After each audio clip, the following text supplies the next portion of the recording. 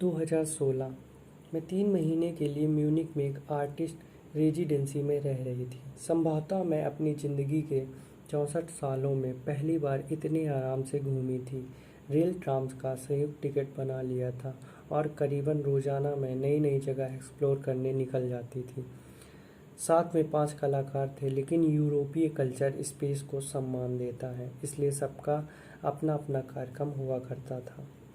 मैंने नोट किया कि शहर के भीतर चलने वाली रेलों में अधिकतर उम्र दराज लोग होते थे। छुट्टी के दिन तो वे समूह में होते थे, जो आसपास की पहाड़ियों में पर्वतारोहण के लिए जा रहे होते थे। झील के किनारे अधिकतर श्वेतकेशी दौड़ते या तैरते मिल जाते और शाम को अधिकतर कहवा घरों में यानी कि कॉफ़ी शॉप्स में बतियाते मिलते। हमारी रेजिडेंसी में आने वाली महिलाएं चुस्त दुरुस्त होती, हालांकि उनकी उम्र मेरे बराबर ही रही होगी। मेरे पास सीनियर सिटीजन वाला कंसेशन कार्ड था। अधिकतर तो टिकट चेकिंग नहीं होती थी, लेकिन एक बार एक चेकर आया। उसने कार्ड देखकर कहा, oh you don't like senior citizen. मुझे मालूम है कि उसने मुझे अच्छा महसूस करवाने के लिए कहा होगा। जब मैंने कहा कि क्या मैं पासपोर्ट दिखाऊं, तो उसने हंसकर मना कर दिया। लेकिन जब मैं अपने देश में रहती हूँ तो हर पल यह महसूस करवा दिया जाता है कि आप उम्र दराज हो। 2-3 सालों से मुझे आर्थराइटिस की समस्या शुरू हो गई थी। मैं जानती हूँ कि यह उम्र से जुड़ी समस्या है, लेकिन जब दर्द ज़्यादा रहने लगा तो मैं आर्थो डॉक्टर के पास गई। मुझे स्पेशलिस्ट का रेफरेंस मिला। निसंदेह वे मेडिकल कॉलेज से रिटायर्ड हैं। उन्होंने मुझे देखकर पहले तो कुछ टेस्ट करवाए, फिर दिखाया कि किस तरह से मेरी हड्डियां खोखली हो रही हैं। फिर कहा, आप थोड़ा टहलिए और दर्द होने पर दवा खा लीजिए। मेरे चेहरे पर तनाव आ गया तो कहने लगे, आपको अब करना ही क्या है। मुझे बहुत कुछ करना है डॉक्टर। मुझे थोड़ा गुस्सा आ गया।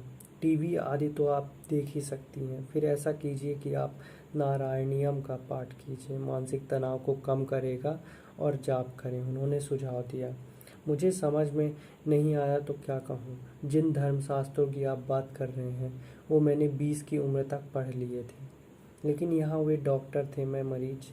मुझे तमतमाते हुए देख कहने लगे कि अच्छा, आप अब क्या करना चाहती हैं ज़िंदगी में। मैंने कहा कि मैं घूमते रहना चाहती हूँ। मैंने अभी तक चौथाई दुनिया भी नहीं देखी। क्या करेंगी दुनिया घूमकर? आराम से रहिए, पूजा पाठ में मन रमाइए, उनका जवाब था। अब एक और जगह जहाँ मेरी उम्र से ज़्यादा के लोग दौड़ लगा रहे थे, पर्वतारोहण कर रहे थे, वहीं मेरे देश का डॉक्टर मुझे पूजा पाठ करने की सलाह दे रहे थे। मैंने यूरोप में अनेक स्थानों में देखा है कि बूढ़े लोगों को म्यूजियम या अन्य जगहों पर लाया जाता है। कभी कभी तो व्हील चेयर पर लाना होता है, लेकिन उस समाज में यह समझा जाता है कि उम्र दराज होने का मतलब समाज से कटना नहीं है।